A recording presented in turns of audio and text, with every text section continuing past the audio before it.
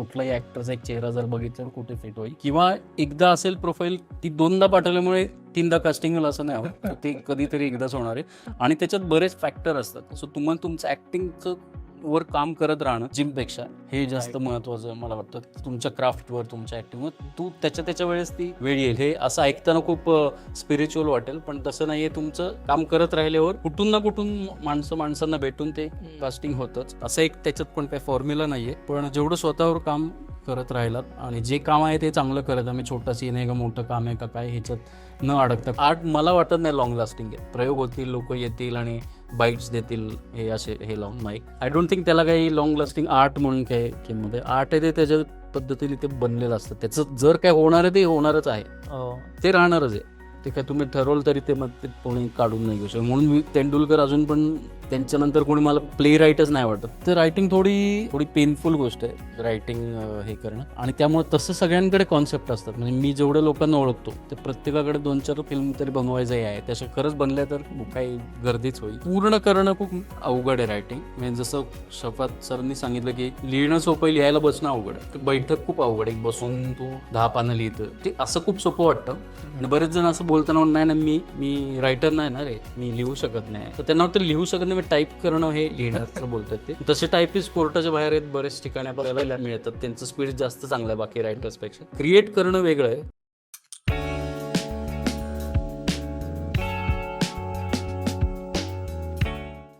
तू जेव्हा कास्टिंग करतो, जसं तू नाटकाचं कास्टिंग केलेलं कास्टवाल्याचं आणि फिल्म मध्ये पॅरलली तुझं कास्टिंग चालूच आहे, तर कास्टिंग प्रोसेस बद्दलही सांगणार. फिल्मचं म्हणजे आम्ही डिसायपल पहिली फिल्म केली, चैतन्य तामाणे डिरेक्टर आहे त्याचा.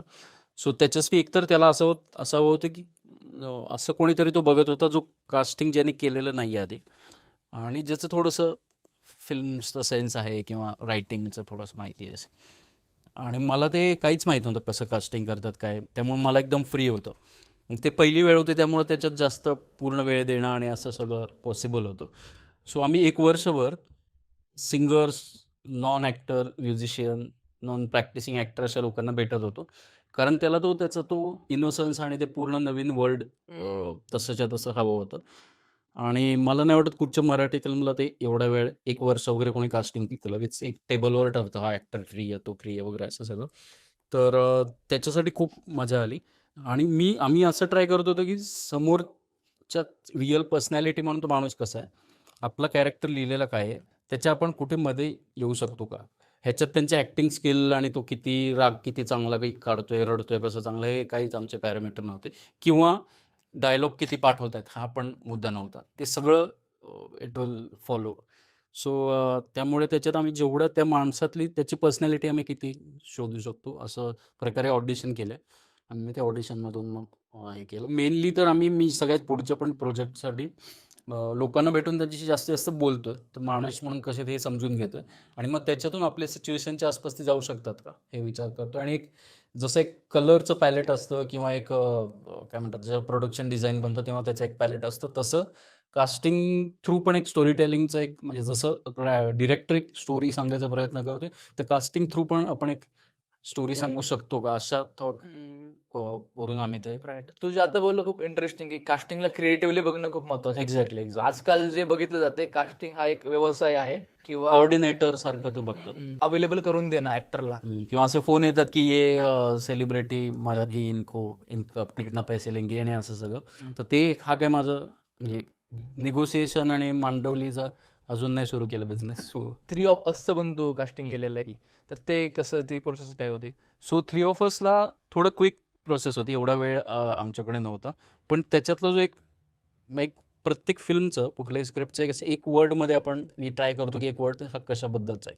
तर त्याच्यात एक असा सुदिंग इफेक्ट होता, एक सुकूनचा फील होता, कोकणात होतं. ती स्टोरी पण एकदम सॉफ्ट काम याच्यात जाणार. तर आम्ही सगळे चेहरे बघताना एक प्रकारची शांतता त्या चेहऱ्यांमध्ये आहे का असा प्रयत्न करत होतो. सो त्याच्यातून मग त्या ॲक्टर्सना भेटतोय, मग त्याच्यातून ते सगळं आणि हे होतं. आणि मराठीच पाहिजे होते लोक बऱ्यापैकी, आणि हिंदी बोलणं होते. म्हणजे मराठीमध्येच जाऊ द्या, चला पुढं, आणि मग बाकी हिंदी बोलतात, असं त्याचाच तो टेक नव्हता पहिल्यापासून. त्यामुळं आणि असं पण नव्हतं की हिंदी टाईप दिल्लीवालं हिंदी, असं काही नाही. जे मराठी माणूस जसं हिंदी बोलतो तसं ते हिंदी अपेक्षित होतं. त्यामुळं त्या चेहऱ्यात आम्ही तो एक शांतता शोधेन. त्या फिल्मसाठी. राईट. आता जे आपले ऍक्टर किंवा ज्यांना ऍक्टर बनायचं जे बघतात एपिसोड, तर त्यांनी काय जेव्हा तू कास्टिंग करतो किंवा ऑडिशन घेतो त्यावेळेस त्यांनी काय प्रिपरेशन करावं? त्यांनी एकतर गुड मॉर्निंग रोज करू नये, हॅपी बर्थडे मेसेज केल्यावरच कास्टिंग होतं असं काही नाही, किंवा जे काही सतत प्रोफाईल पाठवत राहतात तर ते करू नका.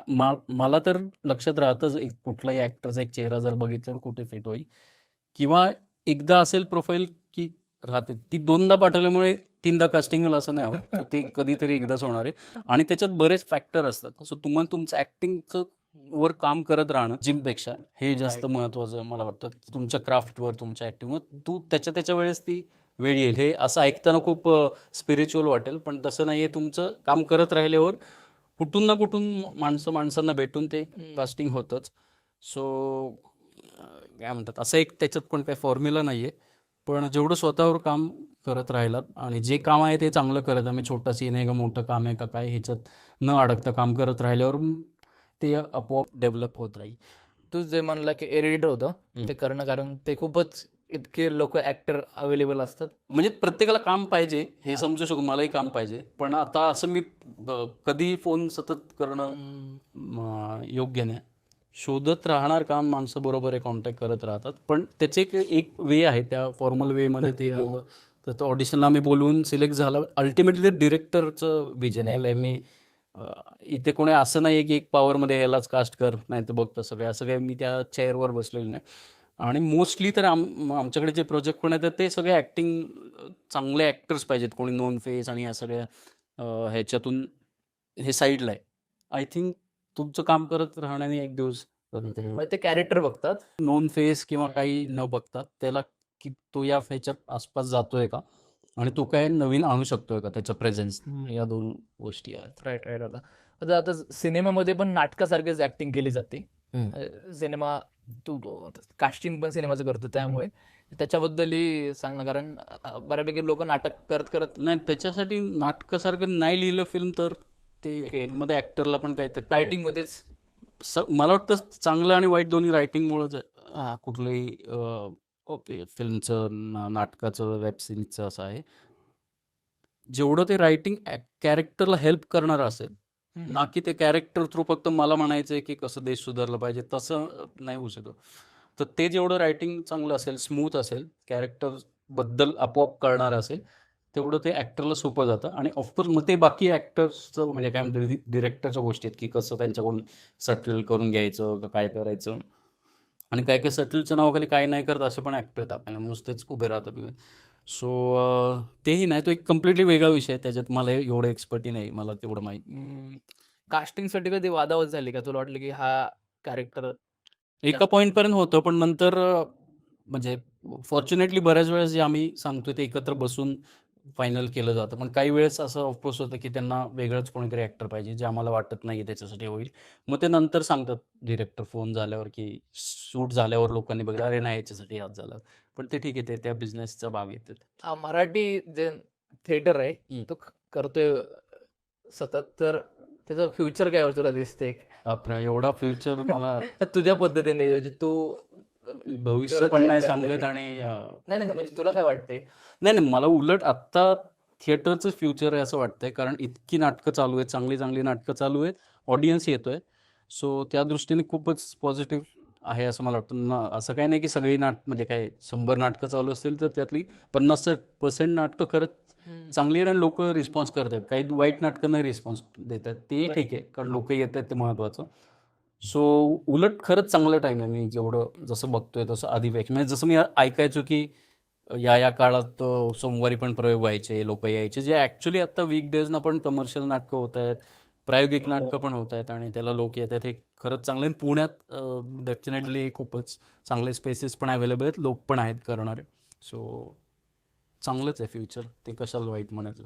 अरे तू कधी असं प्रोड्युसरच्या वगैरे प्रेशर खाली येऊन तू सांगितलेलंच आहे, पण असं कधी की प्रोड्युसर म्हणला ली किंवा तिसरा थर्ड पर्सन म्हणतो ली चांगली कन्सेप्ट आहे, असं कधी केलेलं आहे का? नाही, एकतर असं एवढं काय प्रोड्युसर दारात येऊन बसलेत आणि लीज असं झालं पण नाही. आणि मला वाटतं की काय म्हणतात, जर एखादं काम नसेल करायचं तर ते तसंच जातं. म्हणजे मला नाही म्हणायची गरज नाही पडत. त्याला थोडं डिले केलं, इग्नोर केलं तर ते आपोआप जातं. कारण इकडे हजर लोक आहेत. असं काही नाही की तुमच्यासाठी कोणी वाट बघते. तर त्यामुळे मला जे करायचं नाहीये मनातून, तर मला म्हणायची गरज नाही पडत की हे बोर आहे किंवा मला हे नाही करायचं, की आपोआप त्याच्या रस्त्याने जातं. आता बाकीच्या जसं इंजिनिअरिंग मध्ये एक सिस्टीम असते, तसं इथं काय सिस्टीम नाहीये. म्हणजे जस्ट आहे तशी, पण ती कधी फॉलो होत नाही, किंवा इथं कसे रूल्स आणि ते रेग्युलेशन्स नाहीये. म्हणजे पुढचं नृत्य कुठल्याही दृष्टीने जसं की प्रोड्युसर आहे, तो प्रोड्युसरचा बॅकग्राऊंड असेल, हम्म. डिरेक्टर आहे तर तो असं आहे की एक सिस्टीम, की एखाद्या व्यवसायामध्ये किंवा एखाद्या आर्टमध्ये म्हणजे व्यवसायामध्ये एक सिस्टीम असते. बरोबर. मग तशी ती सिस्टीमच नाही फिल्ममध्ये बेसिकली. तर त्याच्याबद्दलचे तुझे काय अनुभव आहेत?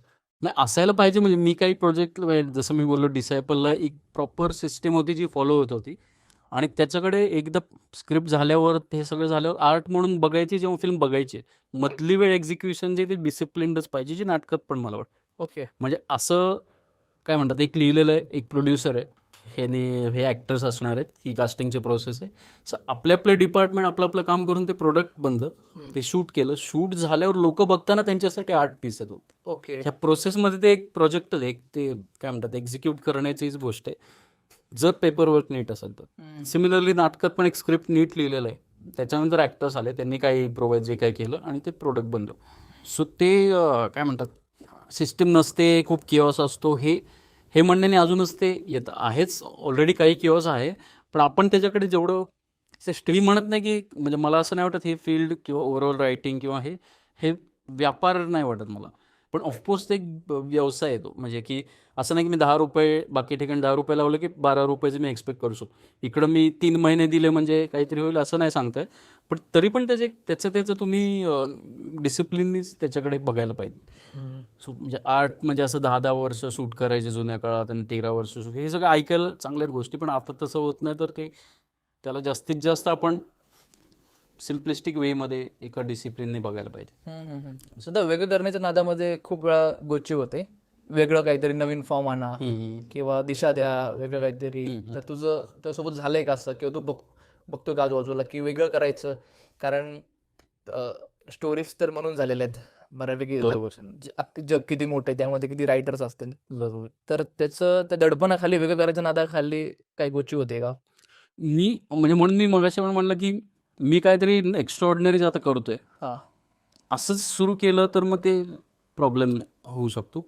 मला हे काहीतरी वाटतं, हे मला एक्सप्रेस करायचं आहे. त्याचं फेल्युअर सक्सेस या हे जे सगळे पॅरामीटर की मग ते वेगळं करायचं आहे, असं करायचं, यापेक्षा मला या पद्धतीने ही गोष्ट किंवा हे जे काय मुद्दा सांगायची इच्छा आहे आणि ते मी क्रिएट केलं. मग त्याचं काय होतं ते अल्टिमेटली तर होणारच. म्हणजे आता असं एक्सपेक्टेशन असलेलं एखादं पिक्चर पण नाही चालत, लोक बघत नाहीत किंवा काय. सो परत ते तुमच्यावर आहे.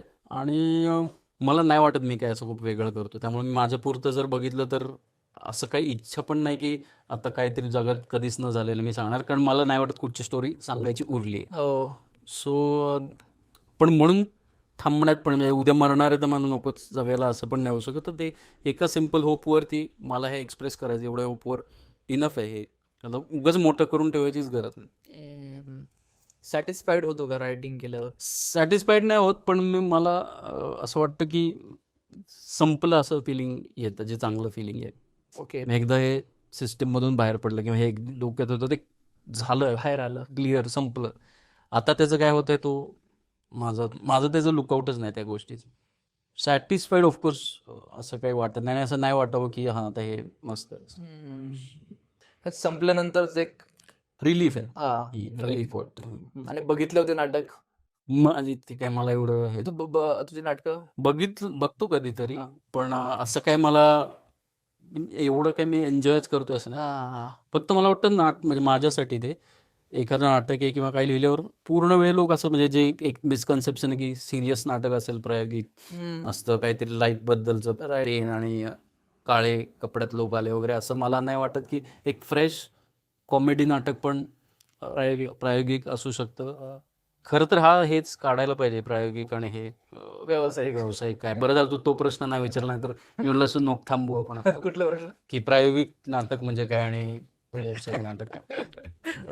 पण ते काय म्हणतात, एकदा तरी माणसाने हसायला पाहिजे नाटक बघताना, माझं एक हे आहे. सो तेवढंच मग ते एकदा तरी हसतायत ना प्रयोग तेवढं मी तू ऑडियन्सला गृहीत धरून नाटक लिहितानाच लिहितो कसं? माझ्यासाठी लिहितो, लोक नाही आले तरी चालेल असं नाही लिहित. पण असं नाही की प्रत्येक गोष्ट आता लोक काय विचार, कारण काही लोक मी असे पाहिलेत की ते म्हणतात या वाक्याला तर रडत असणार लोक, ऑडियन्स इथं टाळ्या वाजून हे करत असो. एवढं मी नाही त्यांच्यावर म्हणजे ऑडियन्सवर डिपेंड, पण ऑफकोर्स आता त्यांना समजूच नाही ऑडियन्सला अशा ह्याच्यातनी नाही हे बनवत. पण ऑफकोर्स डोक्यात तुम्हाला बॅक ऑफ द माइंड असतंच की लोक अल्टिमेटली हे बघणार आहेत. हे काही काय म्हणतात, तर लेख नाहीये, ललित नाहीये हे, किंवा कुठला कादंबरी नाहीये की हे फक्त लिहिलं जाणार. सो तो सेन्स ठेवूनच. तर ते आतली प्रोसेस काय म्हणजे तूच म्हणलं की सांगणं अवघडच आहे पण ते असं ॲबस्ट्रॅक्ट आहे. म्हणजे आता म्हणजे माझा एक मित्र जिममध्ये गेलेलो मी त्याच्यासोबत, त्याला हे करायचं होतं, काय असतं रजिस्ट्रेशन करायचं होतं जिमचं.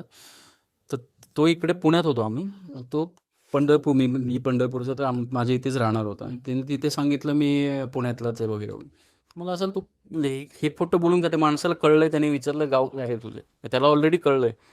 तर ही हायडिंग कशासाठी, ही शहराचं एक अट्रॅक्शन आणि असं. तर ते थीम माझ्या खूप डोक्यात राहिलेलं की हे आपण काहीतरी लपवतोय आपलीच आयडेंटिटी, आणि आपण काहीतरी बनायला चालू आहे जे आपण क्लिअरली नाही आहे. तर हा स्ट्रगल कशासाठी चालू आहे. तर ते डोक्यात राहिलेलं, मग त्याच्यातून काहीतरी रायटिंग आलं. पण असं जे असतं ना की आता कुठचं तरी पृथ्वीला नाटक पाहिलं ज्याच्यात काय वरून माणूस येतोय आणि तिकडनं एक लाईट येतो, तर अशा एक्सटर्नल टेक्निकल गोष्टी मला त्या प्रकारे अट्रॅक्ट करत नाही. आता मी एका ठिकाणी वाचलं होतं की रायटरचा जो आशय असतो तो म्हणत असतो एकच, बरोबर. पण पद्धती वेगळ्या असतात. तर ह्याच्याबद्दल तुझं काय मत आहे? हा म्हणजे एकच थॉट तो सांगायचा प्रयत्न करत असतो, आणि जे फेल होतं आणि मग परत वेगळ्या प्रकारे तेच गोष्ट सांगायचा प्रयत्न करतो, आणि तो फेल होतोय त्याला वाटण्याचं. अच्छा. कोणाकोणा लिहायच्या आधीच सक्सेसफुल सारखं वाटतं, तसं ते वेगळे, त्यांची चर्चा नको. पण मला वाटतं एकच गोष्ट सांगत असतो हे खरं आहे वेगवेगळं, आणि ते एकदा सांगून झाल्यावर मग तो पुढे ओके. पण ते सांगूनच होत नाही मोस्टली. इतकं काय कोणी म्हणजे माझ्याकडून तर अजून काय जे सांगायचं आसपास पण आहे असं मला काय वाटत. तर तुला जे सांगायचे ते मीच आसपास नाही पोहोचलोय, त्याच्यात कोणाचे लोकांचे नाहीच होते, मला सांगता येण्यातच कुठंतरी गॅप होतं. राईट.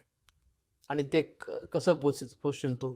मे बी नाही पोच, म्हणजे असं तोच तर जर्नी आहे. ते काय माझ्या आता नाही असं मला वाटतं. राईट. तो शोधण्याचा भाग आहे, शोधण्याचा. मिस्टेरियस भाग आहे. मिस्टिरियस भाग. काही रायटरच्या जागा की असं रायटरला काही स्पेसिफिक जागा असते जिथे जाऊन लिहावं असं वाटतं, तसं असं जागा आहे का की असं काय नाही की तुला कुठे चालतं? नाही, मला कुठेही लिहू शकतो. लिहायचं असेल तर कुठेही लिहिता येतं असं मला वाटतं. ते आतून आलं पाहिजे. हां, आणि ते म्हणजे काय म्हणतात, जागा तशी महत्त्वाची नाही माझ्या. एकदम गर्दीत पण लिहू शकतो, केऑसमध्ये पण लिहू शकतो, घरात एकटा असताना पण लिहू शकतो. कोणी बघत असेल तर मात्र नाही लिहू शकत. अच्छा आणि लिहिताना कोणतरी असं असं बघतंय, लॅपटॉपमध्ये डोकं घालतं, ते असं असं का मला नाही आवडत. ऑकवर्ड होतं? ऑकवर्ड म्हणजे मला ती नाहीच आवडत. नाही तसं जनरली मी फोनमध्ये काय करत असेल कोणी पाहिलं तरी प्रॉब्लेम आहे. तसा तो प्रायव्हसी जप, ते माझं प्रोसेस चालू आहे, तर तेव्हा कोणी नाही पाहिलेलं चांगलं. तर तू जे ड्रामॅटिक मुवमेंट म्हणला, तर हे लाईफमध्ये ड्रामा घडतच असतो. पण तसं तू म्हणलं की काही हे बोलणं म्हणजे नाटक होऊ शकतं, पण शक्यतो आहे की रेअर केसमध्ये ते जर त्याची ट्रीटमेंट दिली तर हा जो ड्रामा आहे तर तुला कसं दिसतो किंवा तू कसं काढतो? परत असं मला ड्रामाचं असं बरेच प्रकारे आपण त्याच्याकडे बघू शकतो. आता आपण बोलता खूप म्हणतो ना, खूप ड्रामा करतो हा, हे हे खूप ड्रामॅटिक झालं असं सगळं. पण असं नाही सांगता येत की एक्झॅक्ट म्हणजे खूप पाऊस पडतोय आणि मी इथे एकदम प्यायला पाणी नाही, ही कशी ड्राईव्ह आहे कॉन्ट्रास्ट. सो ते कॉन्ट्रास्ट कायम ड्रामा क्रिएट करू शकतात असं मला वाटतं कुठच्याही बाबतीतला. सो तसं ते आहे, म्हणजे असं काय जिथे कॉन्ट्रास्ट आहे तिथे ड्रामा व्हायची शक्यता. असं काय म्हणजे हे ते वाक्य एक काढून लावतात ते की मला एक म्हणतेला कोण काय सांग. सो मला माहित नाही नक्की ड्रामा काय आहे, पण तो सेन्स होतो आपोआप, आणि तशा प्रकारचं ते क्रिएट होत जातं. मला वाटतं कधी कधी आयरनीजमधून, कॉन्ट्राडिक्शन्समधून तो ड्रामा क्रिएट होतो, किंवा काहीतरी एक टेन्शन क्रिएट होतं, तिथे ड्रामा असतो. म्हणजे दोन जण बोलतायत आणि हा शेवटची भेट आहे आमची दोघांची, म्हणजे तुला काय नाही होणार, मी मे बी उद्या नसेल. सो ही सिच्युएशन ड्रामॅटिक आहे, असं सगळं मला बाकी त्याचा एक वेगळा थिओरॉटिकल अभ्यास वेगळा करता येईलच. जसं परफेक्ट डेज मूवी मी बघितली त्यावेळेस मला सगळंच जे तुटलं ते काही मूवी बनवायला तसं लागत पण नाही, लागतं पण. तुझं असं कधी झालं का की बाबा एखादं फिल्म नाटक बघून असं वाटलं अरे यार अजून काहीतरी आहे जे शोधायचंय? हो, नेहमीच होतं ते, तर होतं म्हणून तर ठीक आहे, नाही तर मग म्हणजे सगळं कळल्यासारखं होईल. सतत काय जे काय बघतोय आणि हे सगळं बरंच फॅसिनेट डेफिनेटली करत राहतं. असं काय झोपून वाचून वगैरे? मी आत्ता लाईफ इज एल्सवेअर नावाचं एक पुस्तक येतं ते वाचतो मी त्या ह्याच्यात आहे. तो मिलन कुंदेराचं. तर ते इंटरेस्टिंग आहे, त्याच्यातल्या ज्या स्टोरीज आहेत किंवा आत्ता जे बुकर प्राईज मिळालं ते हार्ट लॅम्प जे बुक आहे ते मी वाचत होतो. त्यातले खूपच चांगली एक स्टोरी आहे. मी आत्ता एक दोन स्टोरीज वाचल्या त्यातल्या. सो खूप सिम्पल लिहिणं जसं अवघड आहे, तर त्याच्यात एकदम सिम्पल लाईफमधल्या साध्या गोष्टी आहेत ज्याच्यात तसा ड्रामा नाही आहे पण तसं आहे, आणि अजिबात ते ॲक्टिव्हिजम नाही आहे पण त्याच्यात एक प्रकारचं एक स्ट्रॉंगर फेमिनिस्ट अँगल आहे. सो मग जी स्टोरी वाचून त्यात जे काही नाही लिहिलं आहे ते तुम्हाला फील होतं, आय थिंक ते सगळ्यात चांगलं रायटिंग. म्हणजे त्याच्यात कुठेच नाही लिहिलेलं याबद्दल, पण ते तुम्हाला पूर्ण वेळ आतमध्ये बिटवीन द लाईन. ती बिटवीन द लाईन्स फील होत राहतं. आणि ते बिटवीन द लाईन्स जेवढं म्हणजे चांगलं आहे ना, नेहमी लपवण्याची गोष्ट हाईड. तेच दाखवलं म्हणजे त्याच्यातलं ते मॅजिक संपून जातं. तसं खूप सिम्पल, जेवढं सिम्पलिस्टिक आहे पण त्याच्यातच ड्रामा असतो बरं. सो आय थिंक पण बऱ्याचदा काय होतं, उलट होतं, नाटकात आलं की ते सगळं दाखवलंच जातं. मग ते नाटकं बंद करायला पाहिजे. म्हणजे म्हणतोय की नाटकात किंवा सिनेमात पण बरोबर. हे जे हाईड केलं पाहिजे ते इन्फॉर्मेशनने किंवा ती एक इन्सिक्युरिटी पण आहे की मी जे सांगतोय ते पोचतंय की नाही, ते थोडंसं सोडून द्यायला पाहिजे ऑडियन्सवर किंवा जे काही ॲक्टर्सवर ह्याच्यावर. सगळंच मी सतत सांगून ते उलट जास्तच ते बोर होत राहते, किंवा आपण जे म्हणतो की हे मला मजा नाही आली बघताना किंवा ते होल्ड नाही झालं, कारण तेव्हा खूप सांगायचं, खूप काहीतरी हायलाईट करायचा प्रयत्न असतो. राईट.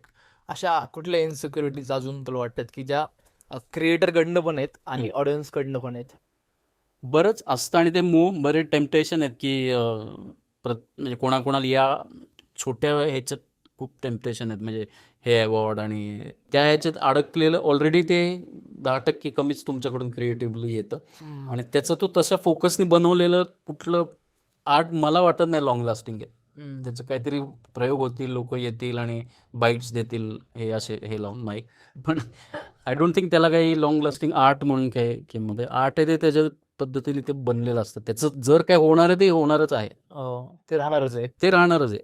ते काय तुम्ही ठरवलं तरी ते मग ते कोणी काढून नाही घेऊ शकत. म्हणून मी तेंडुलकर अजून पण त्यांच्यानंतर कोणी मला असं प्ले राईटच नाही वाटत, ते ज्या प्रकारचे म्हणजे तेंडुलकर किंवा शफात खान आणि आळेकर सर किंवा हे आपल्याकडचे म्हटलं तर, कारण ते इतकं स्ट्रॉंग आणि इतकं रूटेड, इतकं ओरिजिनल रायटिंग आहे की, आणि ते कुठच्याच अवॉर्डसाठी बनलेलं आहे. कुठल्या तरी आता मोठा सन्मान मिळायला पाहिजे असं मला नाही वाटत तेंडुलकरांचा कुठला हट्ट असेल त्या काळात. सो त्याचं इंटेन्शन महत्त्वाचं आहे. तुम्ही जे क्रिएट करताय ते जितकं फ्री फ्लोईंग आणि जितकं त्या अर्थाने खरं असेल तर ते त्याच्याकडे जेव्हा तुम्ही प्रोडक्ट आणि हे कसं आता काय म्हणतात असं बनवतो की लोकांनी याला एक अरे बापरे किती दुःखद पेन म्हणून ते पोहोचवतं, तर त्या प्रकारे ते होतं. दादा तू जसा होता जेव्हा आधी रायटिंग स्टार्ट केली असेल किंवा काही नाटकं लिहिली जी जेन्युइन आत्ता पण नाटक आहेत, पण ज्यावेळेस तोच नाटककार फेमस होतो, पोहोचतो लोकांपर्यंत, चांगल्या लोकांपर्यंत पोहोचतो, तुझी शाबासकी मिळते, कौतुक होतं, तर त्यानंतर तिथं दडपण वाटतं का छान वाटतं? पण मी एवढं काय म्हणतात ते कौतुक किंवा अप्रिसिएशन जास्त मनाला नाही लावून घ्यावं, आणि क्रिटिसिझम नक्की घ्यावं असं मला वाटतं. विश्लेष आली तरी आपण बोलत राहू म्हणजे असं नाही नाही, मला नाही वाटत मी त्याचा विचार नाही करत कारण तशी स्टेज, पण मला वाटतं जेवढं आपल्याला माहीत असतं प्रत्येकाला की आपण लिहिलेलं हे कसं झालंय, ते रिसीव्ह कसं होतं ते ठीक आहे, ते परत बऱ्याच गोष्टीवर डिपेंडंट आहे. पण आपल्याला किती कोणी मोठं झालं काय झालं तरी आपल्या स्वतःला आतमध्ये माहीत असतं, आणि फक्त तोच स्ट्रगल स्वतःशीच ऑनेस्ट राहण्याचा स्ट्रगल आहे. काय मी तुझ्याशी राहीन नाही राहीन त्याच्याने काही एवढं जग बदलत नाही, पण मला स्वतःला खोटं बोलतं तिकडं ते त्याची मजा नाही, म्हणजे कायच उपयोग आहे असं वाटतं. मला वाटतं की हे राहणंच अवघड आहे, कारण हेच राहणं बरोबर बरोबर, आणि सतत कुठले कुठले नवीन टेम्पटेशन, नवीन नवीन काहीतरी मोह क्रिएट होत राहते. सो त्या सगळ्यात परत तेच आपण इनोसन्सबद्दल म्हणतो तेच. मला वाटतं इथं म्हणजे रायटरची संख्या तर मुळात कमीच आपल्या इथं, म्हणजे जे आपण बघतोय त्याचं काय कारण वाटतं तुला? इथं रायटिंग थोडी कंटाळवाणी गोष्ट आहे असं मला वाटतं. थोडी पेनफुल गोष्ट आहे रायटिंग हे करणं. आणि त्यामुळे तसं सगळ्यांकडे कॉन्सेप्ट असतात. म्हणजे मी जेवढ्या लोकांना ओळखतो ते प्रत्येकाकडे 2-4 फिल्म तरी बनवायचं हे आहे. त्याच्या खरंच बनल्या तर काही गर्दीच होईल. पण ते पूर्ण करणं खूप अवघड आहे रायटिंग. म्हणजे जसं शफात सरांनी सांगितलं की लिहिणं सोपं आहे, लिहायला बसणं अवघड आहे. तर बैठक खूप अवघड आहे. बसून तू 10 पानं लिहितं ते असं खूप सोपं वाटतं. आणि बरेच जण असं बोलताना म्हणून नाही ना मी मी रायटर नाही ना रे, मी लिहू शकत नाही. तर त्यांना वाटतं लिहू शकत नाही, टाईप करणं हे लिहिण्याचं बोलतात ते. तसे टायपिस्ट कोर्टाच्या बाहेर आहेत, बरेच ठिकाणी आपल्याला मिळतात. त्यांचं स्पीड जास्त चांगलं आहे बाकी रायटर्सपेक्षा. पण क्रिएट करणं वेगळं आहे, काहीतरी बघून लिहिणं वेगळं आहे. सो तसं ते रायटिंग खरंच अवघड आहे. आणि ती ॲक्च्युअल स्वतःला रायटर म्हणून घेणं खरं तर अवघड आणि खूप नंतरची स्टेज आहे. त्यामुळं मी तुला हे पण म्हणलं डिरेक्टरवाला प्रश्न विचारू नको, मला काही येत नाही. कारण ते लेबल लावणं खूप आजकाल सोपं झालं की एवढं निसर्गाबद्दल बोललो तो एन्व्हायरमेंटलिस्ट होऊन जातो. सो असं डायरेक्ट लेवल लगेच लेबल आहे. आणि मग तो पण फुल त्याचं हे घेऊन बोलायला लागतं फील की मी कसं या झाडाच्या पानाचं नाव काय वगैरे वगैरे. सो झाडाला माहितलं असतं. काही माहीत नसतं, काही कशाचा काही संबंध नसतो. इन्फ्लुएन्सर्स तर आज सगळेच आहेत. सगळे मला वाटतं की लेबल सोपं आहे पण ते ते जबाबदारी आहे. आणि ती तुझ्या समोर लागतं रायटर म्हणून त्यावेळेस. मला नकोच वाटतं. मी असं कोणाला हा. न सांगायचं हाईड करायचाच प्रयत्न करतो. पण आता ते जिथे नाटक आहे त्याच्यावर तरी खाली लिहिलेलं असतं. ते पण मी ट्राय करतो छोटं अच्छा. फॉन्ट कमी करा वगैरे वगैरे. एवढं रायटरला ग्लॅमर किंवा त्याचं महत्त्व नाही पण आहे, हे पण ऍक्सेप्ट करावं. तरी मी म्हणेन नाटकात थोडं तरी महत्त्वाचं आहे रायटर. हो. म्हणजे नाटकाच्या दृष्टीने मी आहे म्हणून नाही म्हणत, पण अदरवाईज पण मीडियम म्हणून आहे. पण अदरवाईज तर फिल्मचे डायलॉग रायटर या सोसायटीत 2-3 असतात. गोरेगावमध्ये 50-1 रायटर फिरत असतील. पण ते शेवटी ते ते त्यातला फरक आहे. ते लिहू शकणं कम्प्लीट करणारा एक माणूस असतो आणि एक ॲक्च्युअली क्रिएट करणारा माणूस असतो. हे 2 वेगळे असतात बऱ्याच वेळा. आणि लाईव्ह कडे तू कसं बघतोय तुझ्या? इथून बघतो खिडकीतून. मी जेवढं न्यूट्रल आणि जेवढं डिटॅच्ड होऊन बघता येईल तेवढं बघायचा प्रयत्न करतो. अजून ऑफकोर्स तसं काही अचीव नाही झालं, पण माझा प्रयत्न आहे. आता मी जे प्रश्न विचारतोय त्यामध्ये बाबा तू उत्तरामध्ये ह्युमर आहे. की मला वाटतं तो रायटिंग मध्ये येतो. तो तुझे म्हणलं काही गोष्टी असल्या पाहिजे बरोबर. स्वतःमध्ये, तर त्या रायटिंग मध्ये येतात. त्या आपण आणू शकत नाही, म्हणजे बाहेर बरोबर. घेऊ शकत नाही. हा म्हणजे मला वाटतं नाटक तर अशी गोष्ट आहे की जी अट्टास नाही येत. त्यामुळे कोणी नाटककार बनावं असं कोणी म्हणजे असं मला नाही वाटतं. कुठच्या तरी गरजेतून ते इमोशनल गरज असेल किंवा कधी कधी नाही आहे कोणी लिहायला म्हणून असेल किंवा एखाद्याकडेच लॅपटॉप आहे दुसऱ्यांकडे नाही म्हणून लिहित असतं. असे काही कारण असू शकतात. पण हे ओव्हरऑलच इतकं महत्त्वाचं आहे ऑफकोर्स सगळंच रायटिंग आणि हे सगळं. पण मला नाही वाटत त्याच्याशिवाय पर्याय नाही. बऱ्याच गोष्टी आहेत बाकी करण्यासारखं चांगलं. म्हणजे पण नाटक सिनेमासारखं नाहीये की सिनेमात नाही सिनेमाचं असं म्हणजे कुठचंही रायटिंगबद्दल म्हणजे काय नॉवेल रायटिंगबद्दल पण म्हणणं महत्त्वाचं आहे, गरजेचं आहे. तुमचं ते एक प्रकारे कॅथार्सिससारखं पण असतं. पण परत मला वाटतं की असं एक जण आहे कोणीतरी, त्याला मी नाही म्हणणार की हे स्वप्न नाही असू शकत रायटिंग. म्हणजे मला लहानपणी असं कधी स्वप्नात आलं नाही. म्हणजे कोणालाही येत नसेल येत असेल खोटं बोलत असेल की मी एक दिवस रायटर बनेन किंवा कास्टिंग डिरेक्टर तर असतं हेच मला आत्ता माहीत झालं. त्यामुळे हे काही स्वप्न नाही. त्यामुळे स्वप्न जे मोस्टली बघितलेलं असतं ते नाही होत पूर्ण. सो हे आपोआपच तुमच्याकडे येतं ते.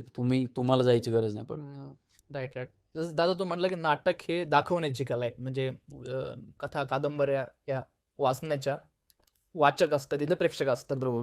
तर दाखवचं का वाटतं तुला, तो अट्टहास का? मला लाईफमध्ये असं नीट काय म्हणतात कम्युनिकेट नाही करता येत. खूप नाती जपता येत नाहीत, सांभाळता येत नाही.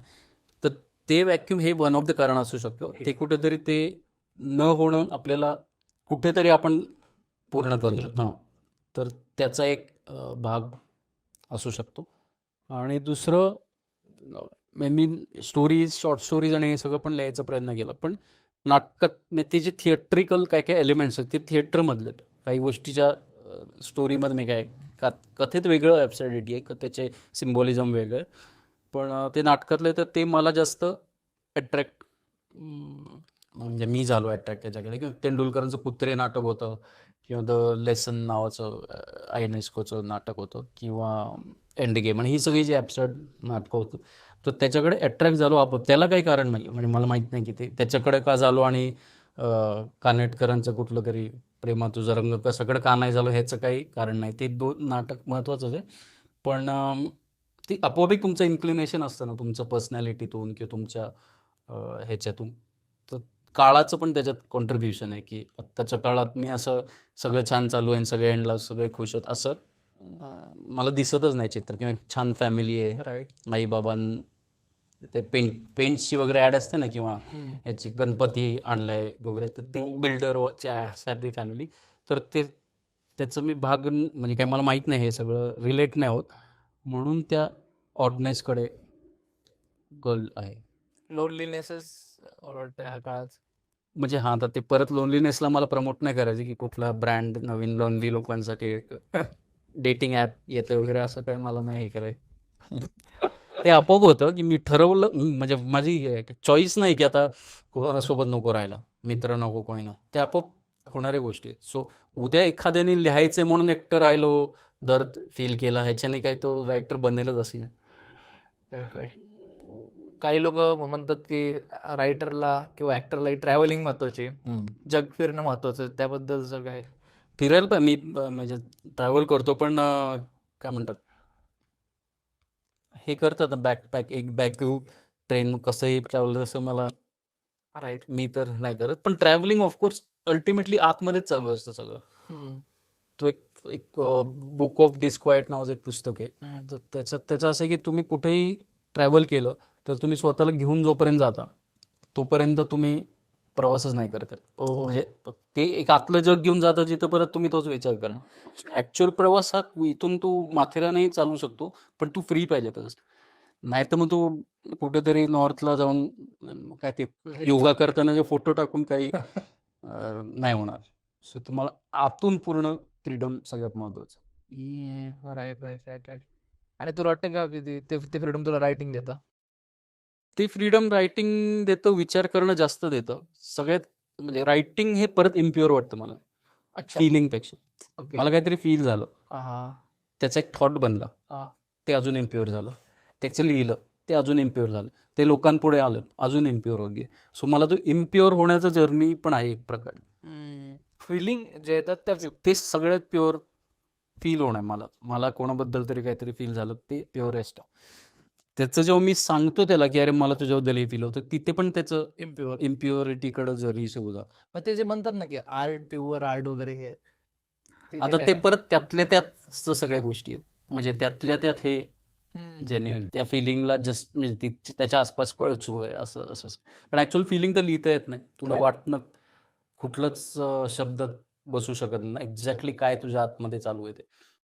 आणि त्यामुळंच एवढं आर्ट बनतंय, कारण ते सगळं ॲब्स्ट्रॅक्ट आहे. जे वाटणं आहे त्याला एक्सप्रेस करण्याचं धडपड, म्हणजे आपण वाचतोय ते बघतोय त्या सगळ्या गोष्टी. जी ट्रीटमेंट आर्टिस्टला दिली जाते, म्हणतो रायटर असो ऍक्टर असो, तर त्याच्याबद्दलचं तुझे काय अनुभव आहेत? किंवा ट्रीटमेंट म्हणजे कशा दृष्टीने, डॉक्टर ट्रीटमेंट? ट्रीटमेंट नाही, बघणंच. शेजारचे जातात तुझ्या शेजारचे, जे तू म्हणलं की मी रायटर आहे, तर याचे बघणं आहे. तर ते हसतील. नाही नाही, कारण आपल्याकडे असं त्याला प्रोफेशन म्हणून अजून बघितलं जात नाही, आणि बघायलाच पाहिजे असं पण मला काय, म्हणजे माझा काय तो अट्टास नाही की कसं रायटरला चांगली राईट. रिस्पेक्ट द्या वगैरे वगैरे.